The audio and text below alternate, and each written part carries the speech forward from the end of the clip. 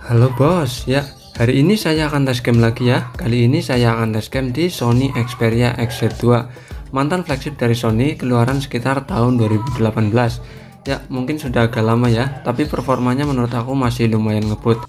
Oke, sebelum tes game di sini saya akan pergi ke pengaturan sebentar ya, untuk mengecek ke tentang ponsel sebentar. Kita pergi ke pengaturan, pergi ke tentang ponsel. Di sini Androidnya versi Android 10 ya. Jadi ini updatean terakhir dari Sony Xperia XZ2 yaitu Android 10.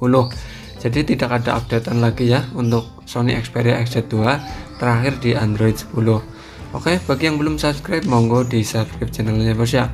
Oke, game yang saya akan coba di sini adalah Genshin Impact ya. Di sini saya akan bermain Genshin Impact di Sony Xperia XZ2. Kita langsung klik saja permainannya. Ya, di sini jadi saya akan membagikan pengalaman saya saat bermain Genshin Impact di Sony Xperia XZ2.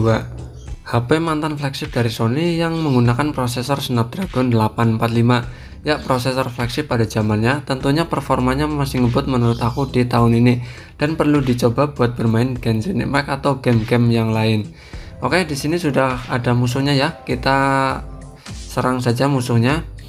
Oke, jadi di sini saya akan menceritakan pengalaman saya saat bermain Genshin Impact di Sony Xperia XZ2 ini. Ya, di sini saya akan menceritakan spesifikasinya sedikit ya di Sony Xperia XZ2. Ya, untuk prosesornya sendiri ini menggunakan Snapdragon 845. Untuk RAM-nya menggunakan RAM 4GB dan internal 64GB. Jadi lumayan cukup menurut aku di tahun ini. Ya, untuk baterainya sendiri ini 3100 mAh ya. Jadi lumayan kecil tapi menurut aku masih lumayan awet.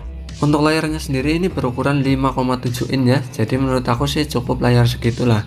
Oke, kita lanjut. Jadi di sini saya akan menceritakan pengalaman saya saat bermain Genshin Impact di Sony Xperia XZ2 ini. Yang pertama saya akan menceritakan tentang layarnya ya. Layarnya sendiri ini menurut aku sangat responsif sekali ya. Sangat nyaman sekali layar sentuhnya. Ya, untuk lebarnya sendiri menurut aku cukup lah ya. Untuk berukuran 5,7 in menurut aku sangat cukup sekali ya. Ini lebar ke samping ya, tidak memanjang, jadi menurut aku lumayan gede, pokoknya nyaman buat bermain game ya. Untuk performanya sendiri menurut aku ini masih lumayan ngebut, buat bermain Genshin Impact pun masih lancar jaya dengan settingan default dan grafik default. Untuk baterainya sendiri menurut aku lumayan awet ya, dengan kapasitas 3100 mAh menurut aku sangat awet sekali. Untuk bermain Genshin Impact dari 100% ke 15% itu sekitar 2-3 jam ya. Jadi menurut aku lumayan awet.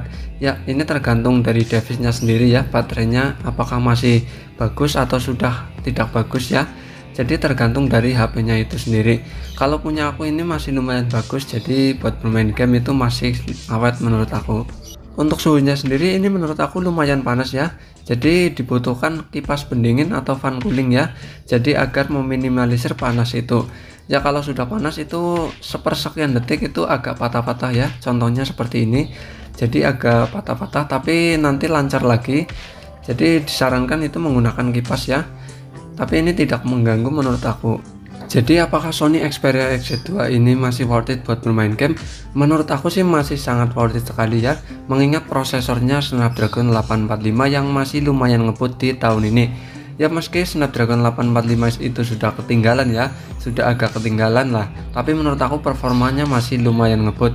Ya, tentunya masih worth it buat bermain game Mobile Legends, PUBG Mobile dan Genshin Impact maupun Free Fire ya, atau LOL, Wild Rift, apa-apa itu game menurut aku masih sangat worth it sekali ya, dengan harga sekitar 900 sampai 1 jutaan ya. Jadi dengan harga segitu kita sudah mendapatkan mantan flagship yang dengan performanya itu masih lumayan ngebut ya, dengan menggunakan chipset Snapdragon 845 ya. Harga segitu menurut aku lumayan murah ya. Pokoknya secara performa Sony Xperia XZ2 ini masih bisa bersaing dengan HP-HP keluaran zaman sekarang yang sekitar harga 2 jutaan. Ya, performanya masih ngebut di atasnya lah menurut aku ya. Jadi bagi ya teman-teman yang pengen membeli Sony Xperia XZ2 ini ya menurut aku masih worth it saja ya. Dengan harga 900 sampai 1 jutaan menurut aku masih worth it. Oke, jadi cukup sekian ya bos ya, sedikit tes game dan menceritakan pengalaman saya saat bermain Genshin Impact di Sony Xperia XZ2 ini. Oke, bagi yang belum subscribe monggo di subscribe channelnya bos ya. Oke, terima kasih, mantul.